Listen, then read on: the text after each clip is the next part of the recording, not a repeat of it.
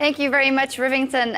Who would have thought it's raining enough here in California that we have to Europeans arrive and it starts raining. We arrived and everything well. Anyway, with that win, Doublelift will advance to the finals to face off against Bjergsen for a total of 150 tournament points and, of course, the title of the champion of the 1 vs 1 championship here.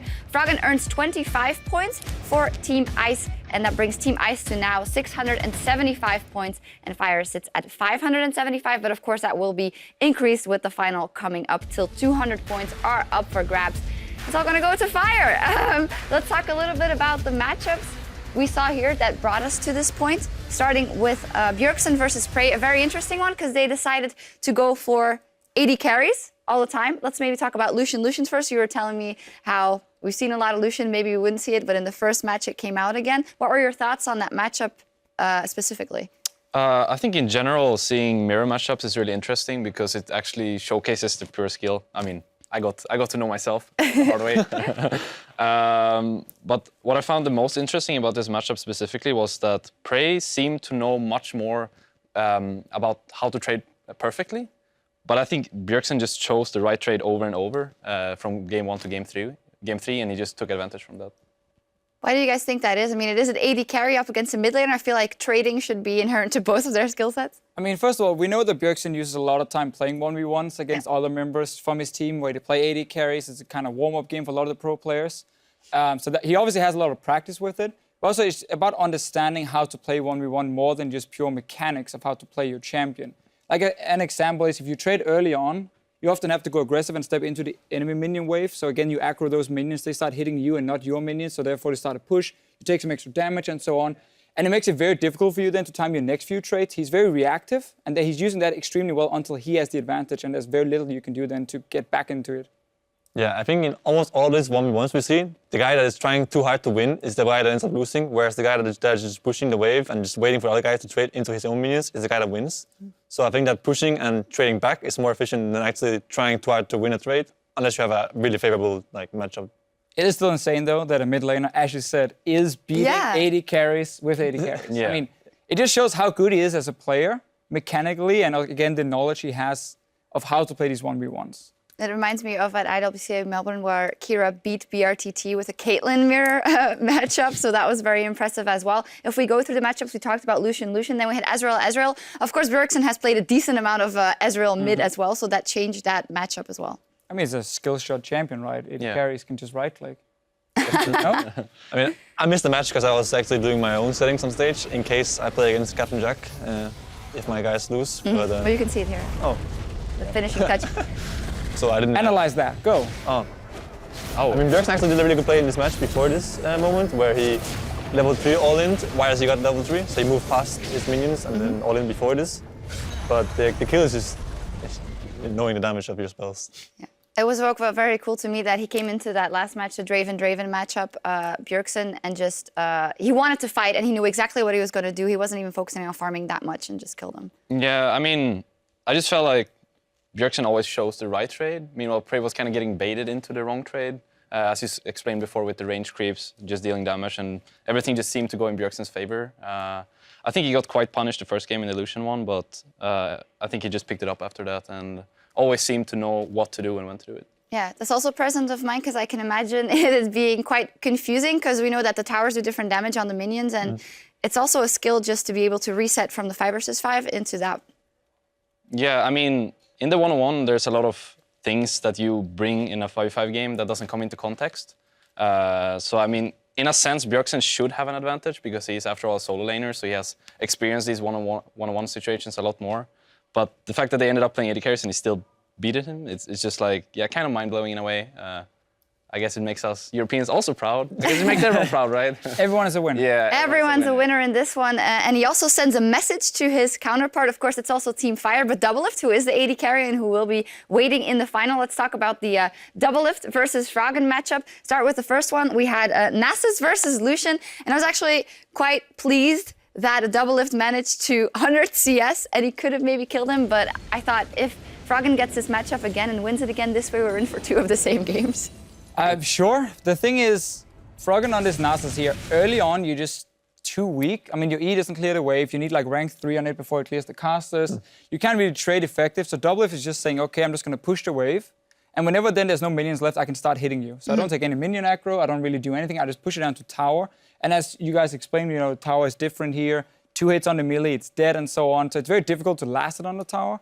And he just fell behind early, and then it's a little bit too easy for Doublelift to kind of wait for 100 CS. Yeah. Yeah, I think that in this melee matchup, once Froggen lost the early advantage, Doublelift could just farm it out. But Doublelift was actually almost getting baited into fighting too much against Froggen. He was like almost dying at some point. At about 90 CS, he was actually less than 200 HP. So Froggen almost baited him into the match. But yeah, these melee champs just fall behind early on CS, and then once you lose the first base, you kind of just lose items and you just get CS to victory. Yeah, and if you think twice, the melee champ in the end has to fight the ranged champ. Meanwhile, the ranged champ can just push him into the tower, and then by that getting a CS advantage. As the coach, of course, what did you think? Because you said they were training a lot of weird things behind the scenes. You saw the Nessus come out. Was you disappointed? What were your general feelings? I mean, I always thought the Nessus was bad because it's just more like you have to rely on your opponent actually like dying or trolling or something. Whereas the actual Olaf work and also an Amumu pocket pick behind the stage. That we're not going to see, sadly. Those had a bit more success than the Nessus, so I'm a bit disappointed we didn't see Amumu and Olaf. Sorry. His full repertoire. The Olaf kind of didn't work so well with the snowball into enemy fountain. So. Yeah. 2 times. Yeah. Was it? Do you think it was by accident also the second time? I mean, the second time was kind of delayed. Yeah. Right? He hit the first snowball, and then the recall happened. I'm not sure if he saw the recall or not, but I mean, the recall should stop if you damage him, so... Technically, yeah. Yeah, so... I don't know. No snowball for Froggen. No snowball Olaf for didn't Froggen. work anyway at all. I mean, he had to all in on that There we go. one in order to win, and yeah. I mean, you could see the sense behind the snowball, right? There's a logic behind the whole snowball thing, especially on a melee champ, but just... Yeah. Didn't really work out. I mean, if you can the way he wanted it to, I think. Olaf normally, especially once he hits level 6, 1v1 against an AD carry, if you are close to them, you should be able to win. You have exhaust as well, so there's a way to close the gap with the snowball, take the one or the all in. Also because the AD carry will always push the minion wave, so you have the long lane you can chase with like axe after axe after axe. But again, you fall behind early, so the AD carry can maybe just try and stop pushing, and then if you're in the middle of the lane as like a Lucian or whatever, in this case a Twitch, just stay far enough back. You should be able to get into your tower range, and then he can't really kill you and just throw like the axe after axe. Yeah. And with that, it came to, a different champion coming out of Froggen. As a reminder, we are talking a bit here because they're moving the players inside because of the heavy rain outside. But that brings us to the final game we saw. Quinn versus Brand matchup in the end. I was happy to see Froggen go for just like a mid lane champion who he could brawl with, but it wasn't enough. Yeah, Froggen was actually maxing Q in that matchup, and I think he should have maxed W because it's so much easier to actually hit the W, except for this one. And I mean, Doublelift was playing really, really dangerously in this match. He really wanted to not get 100 CS, and he was almost dying at the end of that match. So again, the thing comes in where Doublelift is trying too hard to win by kill. So, but I think Froggen, if he actually hit more of his Qs since he maxed that spell, he could have maybe have taken it home. Was he blinded every single time? I mean, he could have Possibly. Probably was blinded half of the Qs, but maxing W is so much easier to hit and does more damage by base. So. Maybe it was the and also he could have pushed the lane then. I mean, we talked so much already about how pushing would be important, but by maxing Q, you can't really do that. So he just ended up being put in a position over and over where he had to fight Doublelift, which he kind of he took that actually, but it was just a bad spot. It was a different Froggen. He wanted to kill him this time and not farm. He should have stuck with his original just keep farming, just push the lane over and over. But also the AD carries obviously can build Hexdringer against the AP champions, and you avoid at least the normal one-shot we see, unless you get like every bounce from Brand and so on. So Doublelift felt pretty safe, and he had time to troll a little bit in the end. Yeah, Froggen abandoned his original plan, and in the end we have a Doublelift Bjergsen, so a fire versus fire final. We talked a little bit about AD carry versus mid. It's the same thing now again in presence of mind. How will this influence this game, do you think, Reckless? I think it might be quite similar to the Bjergsen versus Prey game. I mean, they were killing each other at level 3, level 4, level 5, so I think we might see something similar here in the finals where Doublelift just tries to fight Bjergsen and just outsmarts him and beats him. But I really hope they play AD carries into AD carries again with a mirror matchup because it just showcases the skill difference between the players. Yeah, we will see what happens. I do hear that the players are ready and the stage is set for our final, so we're going to hand it off to Dash to get us back into the action. Thank you, Shocks. We've moved inside of the indoor arena, out from the rain, getting ourselves safe, sound, warm, dry, giving them the best environment to play their game in. But here we are, ladies and gentlemen, from 30 contenders, only 2 remain. There can only be one King of the Hill, though, in our 1v1 tournament, and the first person I would like to introduce is a living legend. He is one of the most iconic figures in competitive gaming worldwide, and it wouldn't be a finals without this guy. He's the OG esports hype man. Please make some noise for Caster June! Thank you, everyone. Thank you, Dash. I'm Caster June from LCK. As you know, I am not Shabra, but today I specially speak English to the end because we are in air. Okay, thank you. On the other side, blue side, sorry, my poor English. On blue side, the Doublelift middle laner in LA. Looking to from East, 1-on-1 mighty. Now representing Team Fire, Bjergsen.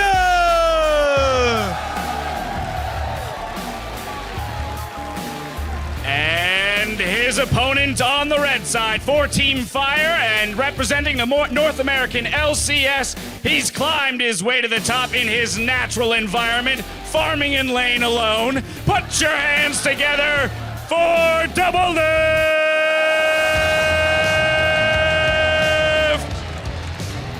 Okay, let the fighters begin. 지금부터 대망의 결승전을 What he said!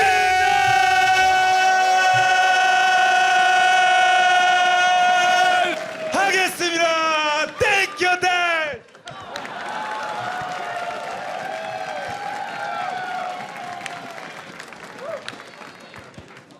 I have so much adrenaline running through my body right now. That was the most amazing introduction I've ever had to see for a 1v1 for any tournament ever. Caster June is an absolute legend, and that was one of the best orchestrated intros ever. Rivington still here, joined by James Stress O'Leary. We are on to the finals. We are on to see who wins 150 points. Like Dash said, we're in here warming up because it's Fire versus Fire. Ice has been melted. They are out of the tournament. It's mid versus AD carry, and you know what? We're gonna see if there's a wager there. Dash, what's going on stage? All right, ladies and gentlemen, we have one last thing to settle here. I have a proposed wager for these two gentlemen if they would hear me out. Seeing as how the two of you are going to be teammates next year, I figure what should be riding on this best of 3 is all resources and all ganks to the individual who wins. What do we think? Doublelift, are you willing to throw all that on the line, all your sweet farm in the bot lane? Well, we did agree to a mirror match, but I might misclick now. Oh, and Bjergsen.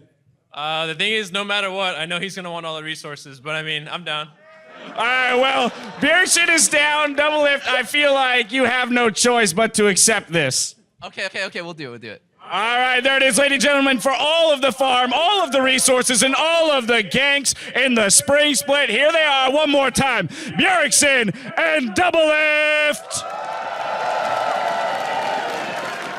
That solves everything. That was the big question. Who would get these resources? If this comes out, they could be the best team in the world, right? But there's 9 other coaches from the other NALCS teams being like, got it, scouting for the year, already done, book it. That's 2 wins against the TSM roster. We know where they're going. We'll just plan around Everything towards the bot lane. Doublelift may be able to come out strong in this. Bjergsen has had some crazy games himself.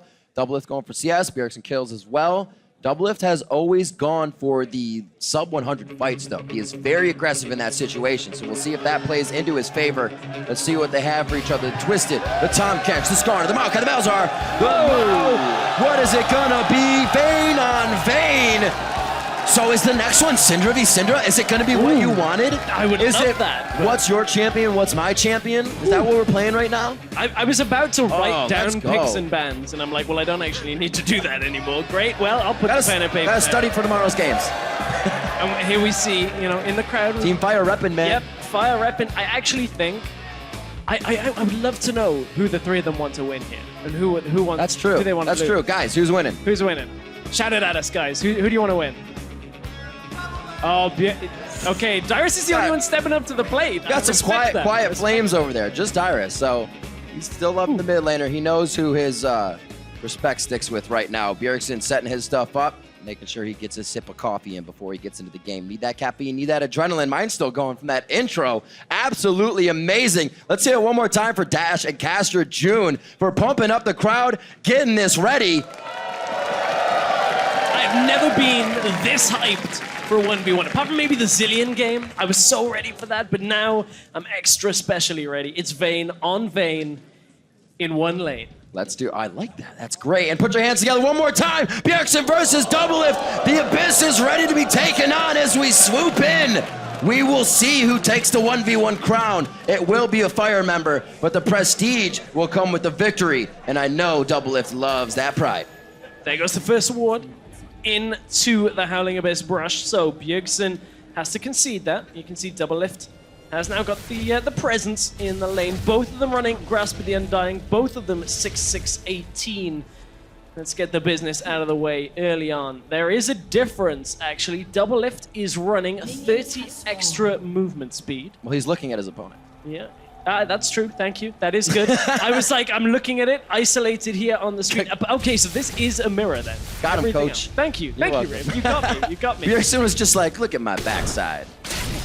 Okay. A little bit of damage. Bjergsen actually gets the tumble in before it goes out. We'll see how this continues to play. Like you said, mirror on both sides. But I feel like this should go in Doublelift's favor. He's seen the situations he plays against. He's probably mirrored in a normal game, Vayne versus Vayne, since we haven't seen him in an LCK 5 game. But up to this point, I feel like he should have the advantage. At this point, I agree with you. Doublelift trading good damage. See, there it is. One tumble one. Easy peasy. Also has the CS lead ever so slightly. Had it. Now will maintain an early lead. But Bjergsen's got to be careful. Or Doublelift's got to be careful here because of the ward. Doublelift can't really play around the vision if Bjergsen pushes up. But he's just far enough that Bjergsen can never really punish him running into the bush right now. So level 2 for both of them. Health potion was used, however, by Bjergsen. That is effective health lead for Doublelift once he can sustain back up to a similar spot. Ooh, condemn and the tumble, but he actually takes a bit too much damage off of that. Caster minion's doing a bit too to tear him apart. Condemn against the wall. He actually just misses in that situation. Ignite goes down. He has leveled the silver bolts. And ladies and gentlemen, I'm not going to say I called it, but I called it. 2 minutes and 14 seconds. That was a swift win for Doublelift. That is, you want to play me at my champion? I'm just going to now I want to see the Cinder. Or I want to see something else, right? It's going to now be Bjergsen's champion. If that's the way they do it. Look at, does he just miss the condemn? It's the minions. Look at the damage from minions coming out. It's a cannon wave. This is actually Bjergsen just going so far deep into the minion wave. And there was like 4 or 5 range minions plus a cannon. That's like suicidal. Doublelift's like, easiest game of my life. Let's go, next one. But then, that's probably going to happen for Bjergsen next time if it goes the way we think it's going to go. Is it going to be that AP mid champion that he takes out? Or maybe it's an Ezreal match. We saw Ezreal doing quite well for Bjergsen, or either way around, so could be that what he picks up. Yeah, it could be. That was a pretty fun game, the Ezreal mirror. What else did we see? We saw Lucian mirror, we saw the Ezreal mirror, we saw the Draven mirror. That's what I still want to see the axe catch. Yeah. That's so troll. Clown Fiesta. Lose so much damage and you're not going to be able to play very well in that situation, a 1v1, if you're not catching your axes. But we'll see. I'm guessing mid laner. What are you guessing for this next one? I would like to see mid laner, but the last time we were in game 2 was the Frog and Doublelift game. I don't want to see the snowball with Olaf. That would pretty much leave us here for another couple of hours. So I mean, I'm down, but